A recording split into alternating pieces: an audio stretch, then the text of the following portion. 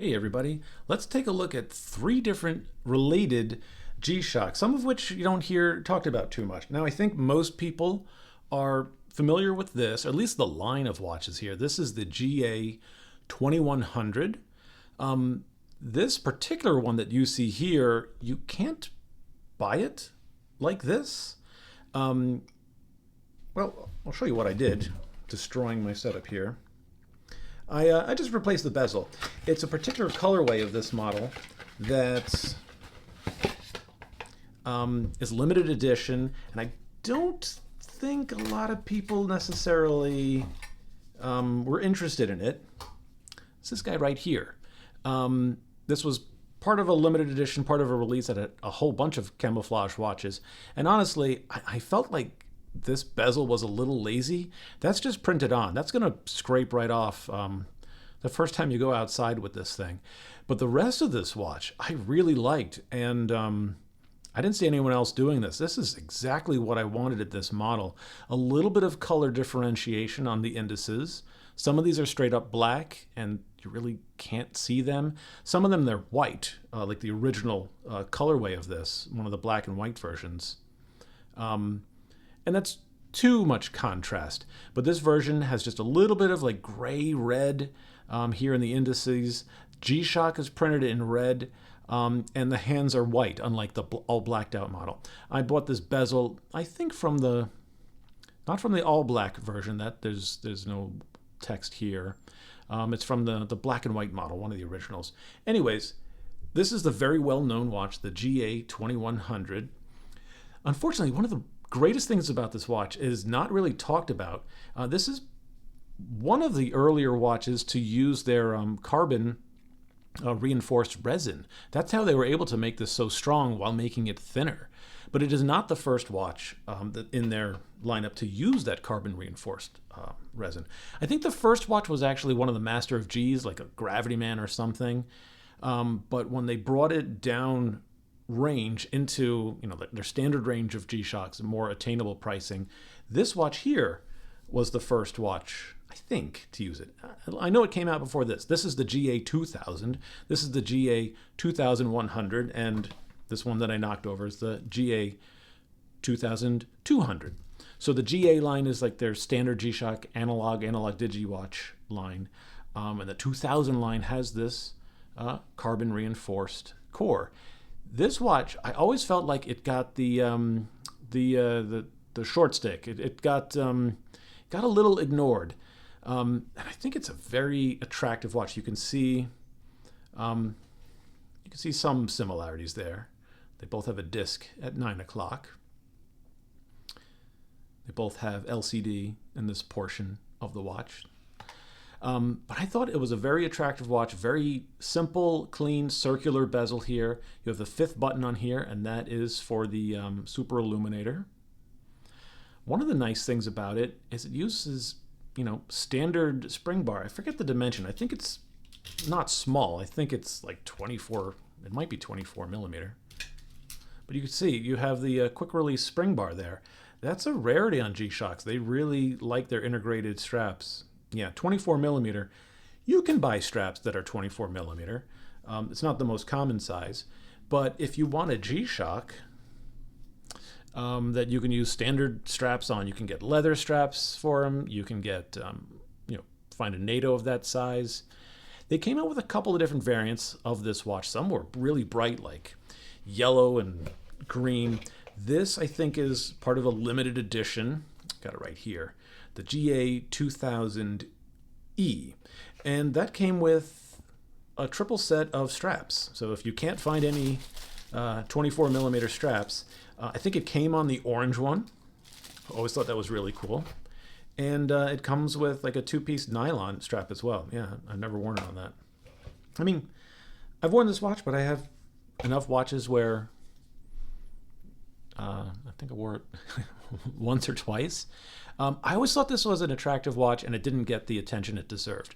If you're not familiar with G-Shocks, you might not like how I'm not going to go into the details of its functionality. You see that spins around on the mode dial. They're all pretty straightforward. There's always a timer mode, a countdown. So where do we go? Yeah, the arrow on the left is pointing to it, and that says, well, you know what? I can't see what it says. TR, so that's timer. And the next mode here, alarm, and that's the standard time mode. Really cool. Nice. I don't think they make these anymore, but they made a lot, and I don't think they were super popular. You can pick them up at a pretty good price. Let's just get the dimensions and move on to the 2200. Like most G-Shocks, it's a little bigger than average. It's 45.5, 46 millimeter. Thickness, only 13.5. Not crazy, because it is, as I said, it's the first, I think it's the first like down market accessible G-Shock to use the standard carbon core. This one actually has a separate plate on the back, which adds to the thickness. So you could, I think you can remove that, and you see like this is a replaceable like rear bezel, and this is a replaceable front bezel. Yeah, I'm surprised that this was not the standout success. Yeah, 49 millimeter. The sequel, this guy everyone knows, this was the success. There's no separate back panel on this. You do have the easy quick replace spring bar there. And the watch that succeeded then is this guy right here. I got mine in the most ridiculous colorway. This watch was also, I don't think, super successful. Like this one, I think people want the size, and I do appreciate that. Similar to this here, very similar movement where we have the 5th button on the bottom for the super illuminator.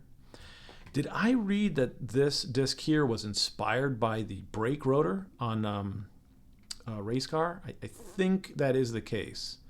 Unlike that first one where the arrow was stationary and the disc rotated. And this one, the arrow is rotating, so it's in stopwatch mode, timer mode, and then alarm mode.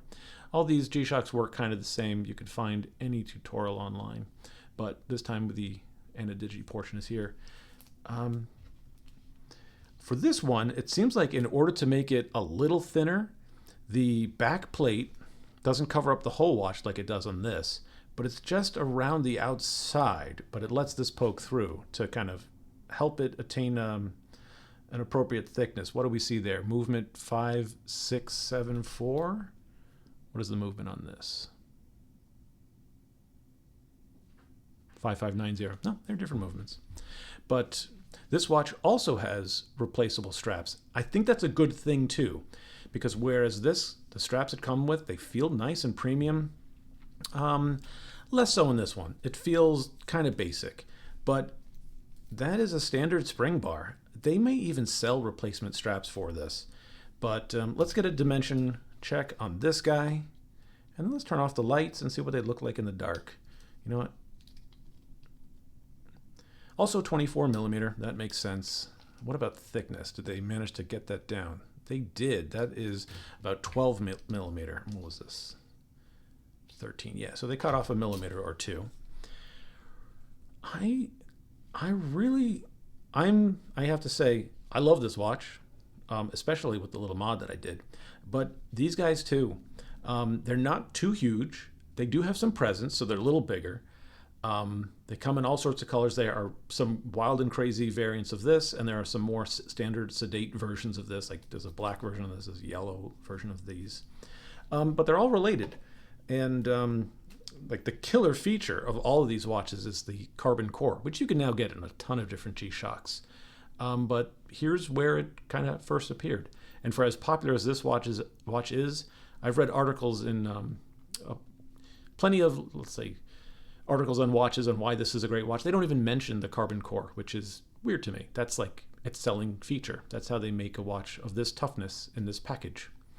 Anyways, hopefully you learned something. Hopefully you check out these two watches, the GA2000 and the GA2200. You already know this watch, but if you liked this little mod, what is it? The SU? Yeah, the GA2100 SU. Pick up one of those, get rid of this, and I think that's a very attractive little watch there. Let's turn off the lights and see what this super illuminator can do.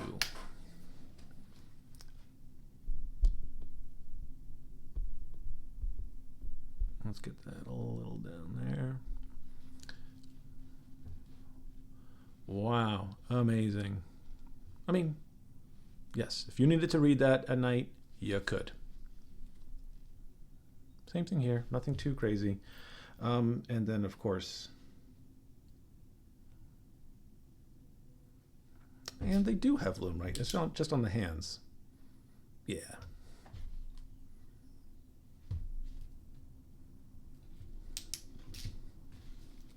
All right. Nothing too crazy, but, well, a fifth button that lights the thing up is a little crazy. Cool. Hopefully you learned something, and thank you very much.